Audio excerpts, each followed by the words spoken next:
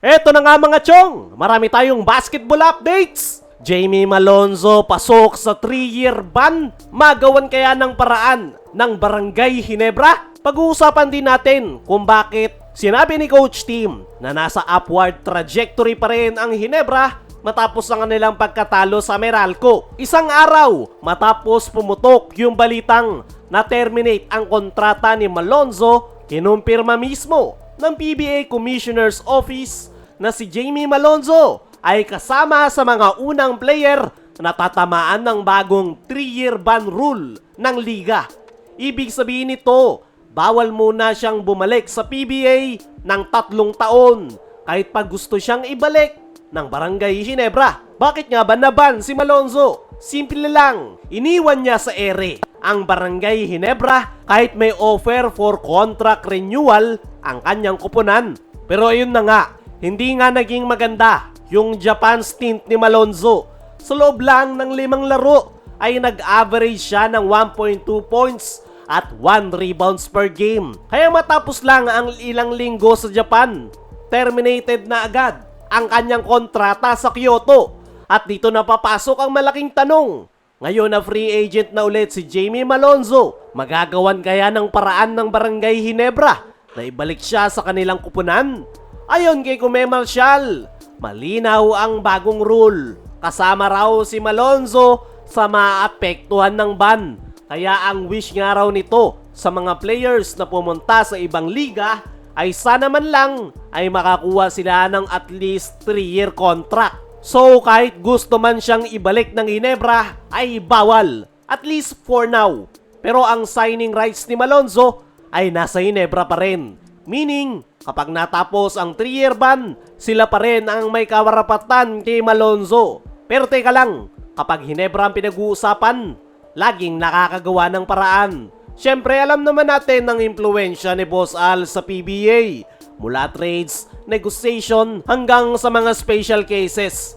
Kaya ang mga fans, nagtatanong ngayon, pwede ba itong gawan ng paraan ni Boss Al? Possible na oo, pero mas malaki ang chance na hindi. Pwedeng gawan yan ng paraan ni Boss Al Francis Chua na pabalikin si Jamie Malonzo. Pwede niya pa yang magawan ng paraan lalo na't 5 laro lang si Jamie Malonzo sa Japan at kakaumpisa pa lang ng first conference sa PBA.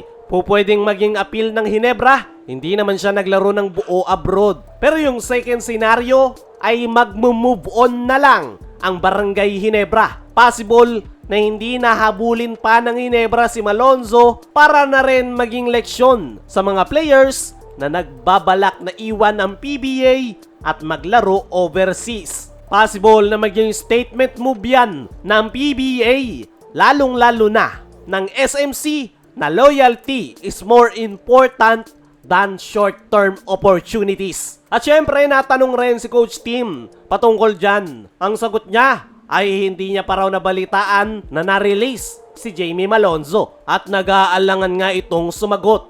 Ibig sabihin, open siya sa possibility pero may proseso pa.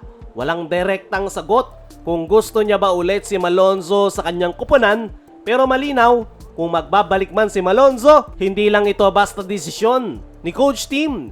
Ito ay magiging desisyon ng buong Ginebra organization at ng PBA. Pero kung kayo ang tatanungin mga chong, dapat bang ibalik ng Ginebra si Malonzo o mag-move on na lang at hayaang harapin ni Malonzo ang 3-year ban? Kung si Jamie Malonzo ay nanganganib ang basketball career, ay kumpiyansa pa rin si Coach Tim sa kanyang kupunan kahit natalo ang kanyang kupunan kontra Meralco. Sa laban nga nila kontra Meralco, dominante ang Ginebra sa first half.